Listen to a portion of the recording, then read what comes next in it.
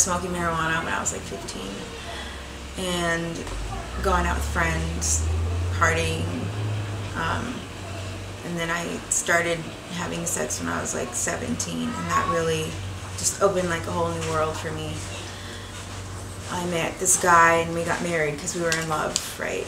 And we moved here to California because he joined the military. And I was really empowered by guys looking at me or being like attractive, and so it was really hard for me to stay faithful, and I cheated on him a few times, and that just ended up in this big like hurtful divorce. And at that time, like we would drink all the time, just every day. It was just our life, and fighting, and just really,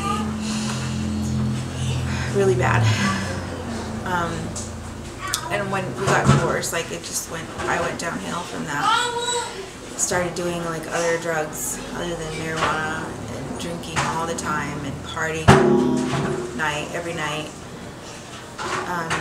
Just with different guys, different relationships. Into the world of pornography and being a stripper and like all these things that I thought I wanted to do, just because all the power that came with that, as far as like being looked at like that. And in one of the relationships, I got pregnant and I had an abortion. I had another one before that too, and it didn't end good because I felt like I loved this guy and he just kind of left. You know, I had to do it all by myself and carry that. And then I met Christopher in that lifestyle, and he was like in the same kind of lifestyle, but he always felt in his heart like a conviction for living that. And we went to Grace Chapel across the street from, or Calvary Chapel. Yeah. And the guy's like, well, you guys need to stop, and you need to, if you want to change your lives. And it was a complete turnaround. We went to Grace, and I started to receive a lot of healing from all the brokenness of being in relationships and just giving so much of yourself away, and like just being nothing, basically, just being emptied. And like God just started doing a lot in my life and healing those places that just, you know, you can't really fill them with anything else. And in that time, Christopher and I got engaged, and then we got married, but we still had a lot that we carried over from that, from our past and our divorces and our relationships that we had prior to that, and then what happened up to when we were saved, just the hurts that we did to each other. And just started doing counseling and meeting and praying and getting all this support. But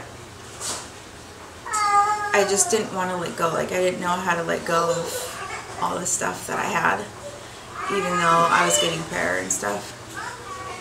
And then I went to the retreat last year, and like God just, I mean, he just pursued me and just showed himself to me in this huge way, like I never felt before. His presence, I never really heard his voice or knew Jesus like he really wants us to know him. And I remember just being like on my face, just crying like, God, take this. I don't want to carry this anymore, and I don't know how to let go because it's just so hard to let go. And he just lifted all this from me, and I felt so so healed and so just filled by him. And then the second night we were there, I was praying with someone, and I heard his voice, and he told me, get up and walk, like get off my mat and walk, of all the excuses I've made for not moving or not growing in him. And since that retreat has been completely just a different experience with him. Like, I've had so much freedom in worshiping and just pursuing that calling for me. And I'm still receiving a lot of healing and a lot of just things that God's working in my heart.